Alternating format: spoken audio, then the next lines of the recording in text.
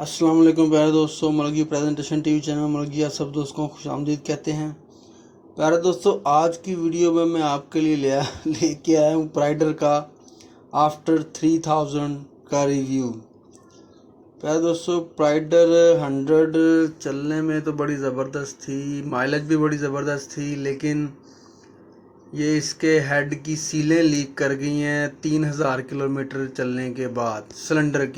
Cylinder की सीलें leak कर गई हैं और मैं इसको क्लेम सेंटर में लेके आया हूँ, होंडा क्लेम सेंटर में, जहाँ पे इसकी सीलें चेंज की जा रही हैं। इसके अलावा भी इसमें एक मसला है कि पहले दूसरे गियर के अंदर जब स्लो स्पीड में इसके अंदर टक टक की आवाज़ें आती हैं, वो मैं 3-4 बार लेके आया हूँ। वो कहते हैं जी आपके क्लच छोड़ने में मसला है।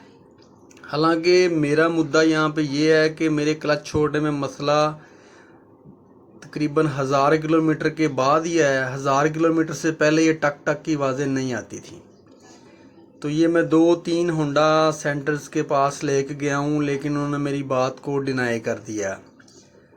तो बहरहाल जो टक टक का मुद्दा है वो अभी तक उधर ही है। अभी मैं कल होंडा सेंटर जो है गंगाराम हॉस्पिटल के पास सेटल्स होंडा का जो मेन हेड ऑफिस है वहाँ पे लेके गया हूँ, तो उन्होंने भी चक्कर लगा के देखा है। उन्होंने भी यही कहा जी आपके क्लच छोड़ने में मसला है।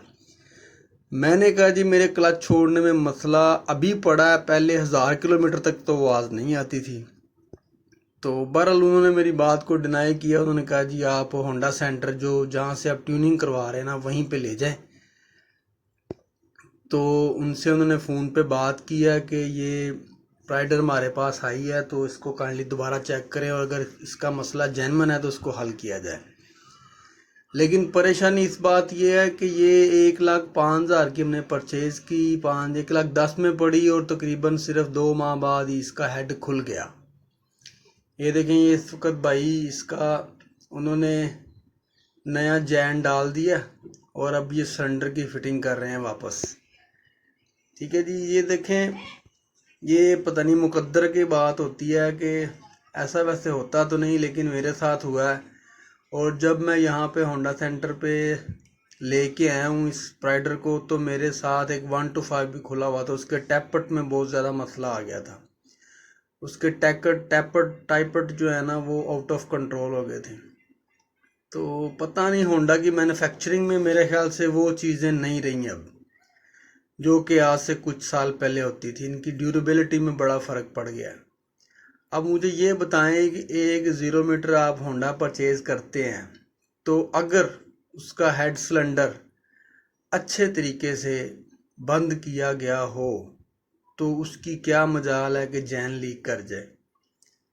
ठीक है जी, तो ये मेरा मसला है कि देखें, मेरा ये रिव्यू आपके साथ शेयर करने का सिर्फ एक ही मकसद था कि मैं हमेशा सच्ची बात करता हूँ।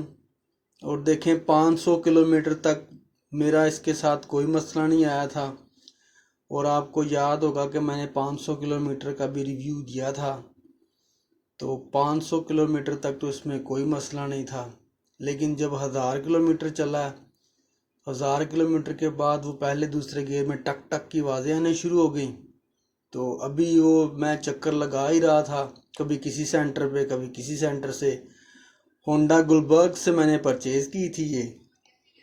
ठीक है जी, होंडा गुलबर्ग से मैंने परचेज़ की थी, उनके पास भी लेके गया हूँ। उन्होंने भी यही कहा जी हाँ ये वैसे आवाज़ है तो सही, लेकिन किसी और मोटरसाइकिल में आती है।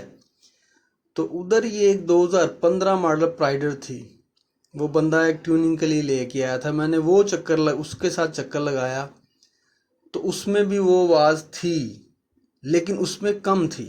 तो मैंने उस भाई से पूछा कि भाईजान ये आप कब से चला रहे हैं, ये आवाज़ जो आ रही है? कहते जी मैंने तो कभी महसूस भी नहीं की, मुझे तो 5 साल हो गए, मुझे तो कोई मसला नहीं। फिर मैंने इनको पूछा, मैंने कहा चलें ठीक है ये आवाज़ आ रही है। वो कहते जी हाँ आवाज़ तो है। तो मैंने कहा आप मुझे बता दें, आप मुझे गारंटी देने कि ये कोई मसला नहीं है, मैं चला जाता हूँ। उन्होंने कहा जी आप चले जाएं, अगर फिर भी आपको मसला लगे तो आप होंडा एटलस चले जाएं, जो कि गंगाराम हॉस्पिटल के पास है। और उधर जो भी हुआ मैंने आपको बता दिया।